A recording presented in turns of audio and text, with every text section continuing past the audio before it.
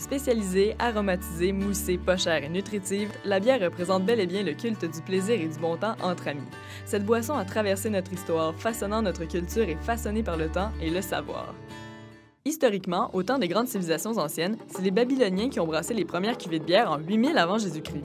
Mais le monde brassicole à cette époque-là était dur. On noyait ceux qui faisaient de mauvaises cuvées dans leur propre bière. Par contre, il faut noter que la bière de l'époque avait l'apparence et la consistance du gruau. La bière a toujours eu une importance. Au Moyen Âge, en Europe, des monastères faisaient et encore quelques-uns font aujourd'hui de l'argent en fabriquant leur propre bière. On parle même d'un mythe qui dit que dans ce temps-là, on buvait plus de bière que d'eau. Mais ça reste un mythe. C'est en 1434 qu'un document allemand portant un titre imprononçable est écrit et où l'on retrouve la recette officielle. Il y est décrété qu'une bière est composée d'orge, d'eau et de houblon. Naturellement, des levures sont impératives pour mener à bien la transformation des sucres en alcool. Bien que la recette soit simple, une grande variété est disponible pour chacun des ingrédients, laissant place à la créativité.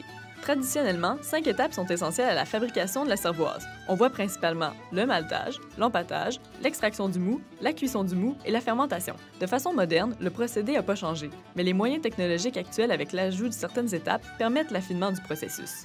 Alors, tout commence avec le maltage, où l'orge est traitée. En effet, on introduit les grains dans l'eau pour les faire germer, ensuite on les fait sécher et finalement on les concasse selon des standards et des normes bien précises. On obtient donc le malt qui influence le goût de la bière.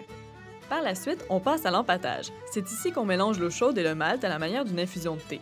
Après, on obtient le mou, un liquide sucré, et des résidus solides appelés drèche. C'est à ce moment que la saccharification de l'amidon se fait, c'est-à-dire que des enzymes découpent l'amidon de façon à obtenir des sucres simples qui seront convertis plus tard en alcool. On obtient aussi des dextrines qui sont des sucres résiduels de la bière. Passons maintenant à la filtration. Le filtre est en réalité les drèches elles-mêmes. On laisse écouler la bière par gravité puis on rince avec de l'eau jusqu'à ce que le liquide soit clair. Ensuite, on retire les drèches pour pouvoir les recycler dans d'autres domaines. C'est donc de cette manière qu'on récupère le mou. Mais le mou, c'est pas encore de la bière. Il faut passer par la cuisson du mou. On ajoute à cette étape-ci le houblon. En chauffant le tout, non seulement on stérilise le mou, mais le houblon libère plusieurs molécules qui permettent de parfumer la bière à souhait. Avant la fermentation, il faut refroidir le mou pour l'apporter aux bonnes conditions.